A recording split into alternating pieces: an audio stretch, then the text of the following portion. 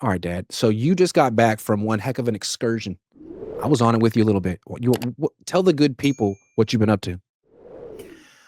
Okay, a week ago, and this Iggy encouraged me to do this. A friend of mine who worked with me in Santa Rosa, Jeff Fletcher, who's one of the great baseball writers in America, along with Barry Bloom and Susan Slusser.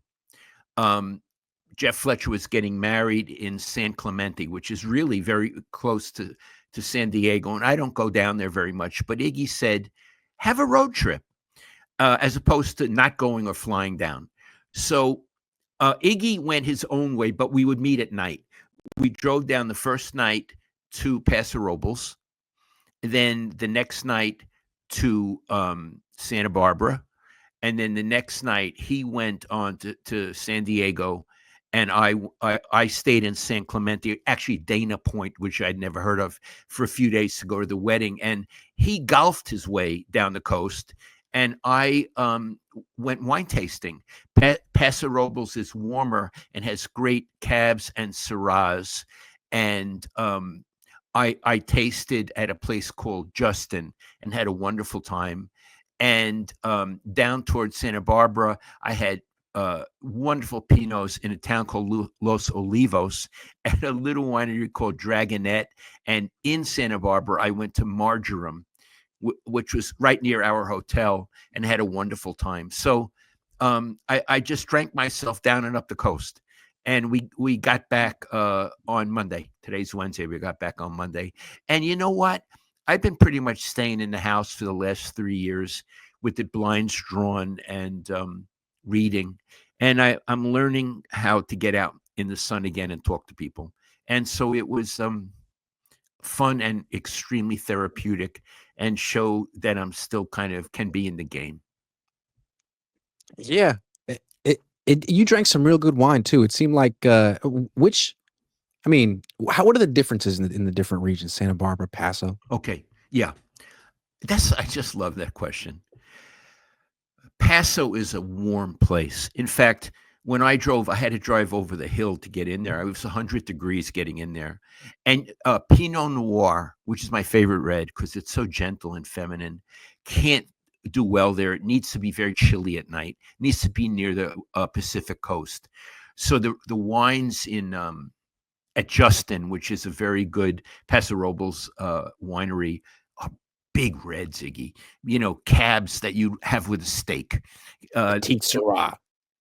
And Syrah, actually, the Syrah. two. And Syrah is from the Rhone Valley in France, and it's a big, wonderful red. And in Australia, they call it Shiraz. It's the same grape, and it's a world class grape. When you go down to Los Olivos and Santa Barbara, which are both near the ocean, it gets cool at night and foggy, and that's what the Pinot Noir grapes need. They quote unquote need to suffer. That's what they say. They need to suffer in order to produce good wine. And from the two places I went, Marjoram and Dragonette, they had so many different interpretations of the grape, and they were all so gentle, but not sweet, Iggy. Gentle and interesting, and smelled so good.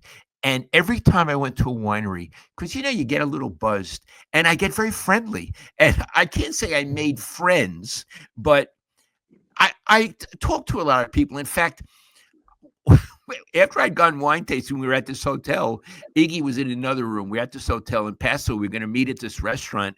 And I met these people in the elevator, just going down to my car. And they were going to the same restaurant. And we made friends with them and went out for a drink after. Went to the same restaurant and then went out somewhere else for a drink. Yeah, that was a lot of fun. And one of the things that I like about going to places that have like wineries, I like wine tasting with you, but even if I don't, I usually where wine goes, good restaurants follow. So in Paso, Mm-hmm. like all the restaurants are phenomenal and really refined and sophisticated. Whereas, like, no offense to San Diego, like they have really good restaurants too, but they don't have a wine scene. And I feel like a wine scene only helps a place. Yeah, and in the Bay Area, boy, do we have that. Uh, Santa Barbara it, has it. yeah, Yeah. yeah. Yeah. Paso Robles has it. San Yeah. Luis Obispo has it. Yeah. LA doesn't, Monterey, San Diego no. doesn't, Monterey does. Yeah. Yeah. Yeah. Yeah. So Well, we had a grown up weekend. I mean, week. I was on special assignment. I was yeah, it was like that movie drinking wine. Sideways, except not Yeah, quite as exciting. yeah. I'm the guy. I'm the guy from Sideways. You're the guy from Sideways. I'm the other Not the guy from guy. Sideways. It's not. I'm the guy, the schlub from Sideways. Says, hold on. Giamatti. Grant hates San Diego so much. Put down their burritos and now they're wine. Hold on. I love San Diego. I was confused by their burritos, but I like them enough, just not as much as Bay Area ones. And they don't have wine. What do we need their wine? What is their Temecula? Escondido? Yeah. What are we talking about? Their wine. Yeah.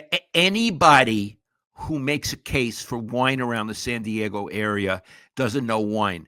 I have been to thousands of restaurants in my life. There is always wine from Napa, Sonoma, often from Santa Barbara or the Willamette Valley in Oregon. I have never, ever seen a wine from Temecula or the San Diego area. Never.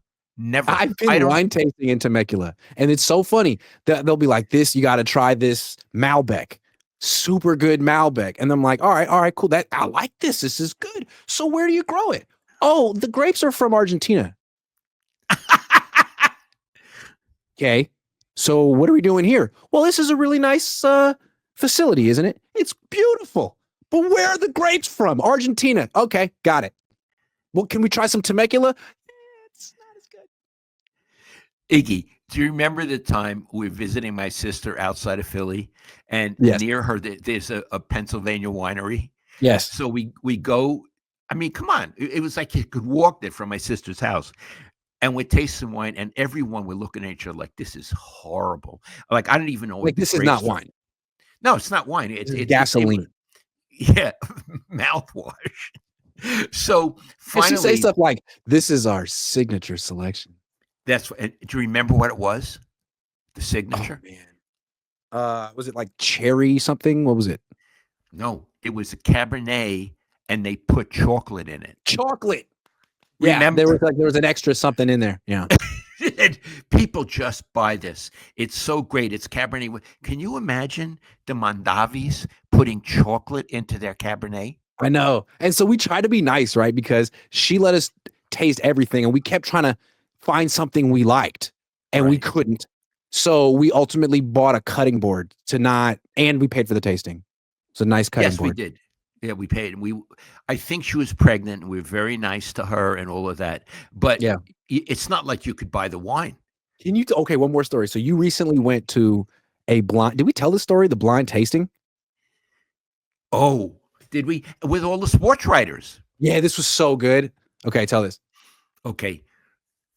I'm in a wine group with all my friends. I have other friends. We meet once a year, and there's always a theme. So this was Bordeaux blends, but from California wine. And it was a blind tasting, and you had to bring it, and no one knew what they were drinking. It would be poured from a bottle would be in a paper bag. There were 12 wines, and I was there. Mayoka was there, Annie Killian was there. I mean, and a lot of just people I love. And I thought, what the hell? I'm going to buy a bottle of Donald Trump's wine. Not because I'm particularly into Trump, but first of all, these are all liberals. And I wanted to see how they'd react. Plus, I wanted to see how Trump, this big mouth, how his people made wine. Plus, he's not a drinker, so he doesn't even know what's good. So I ordered his wine, and I noticed that the grapes, Iggy, were from Virginia, right? Virginia.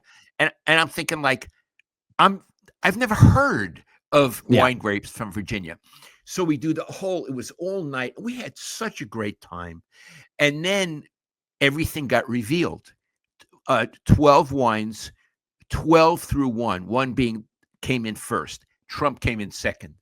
And I couldn't believe it. I mean, he beat 10 California wineries. And now no one was angry at me that we all got a big Brian Murphy was there, and he said he was going to get a Trump wine too, but he decided he'd get something else. So I wasn't the only one who had the idea, but I was the only one who did it, and we all got a good laugh out of it. So it was fun. Ashley asks, Lowell, is there a restaurant or bartender in Paso that you love/recommend? You know, what a wonderful question. My favorite restaurant in Paso is Il Cortile, Cortile, and it is, I'd say, as good as any Italian restaurant in San Francisco, if not better.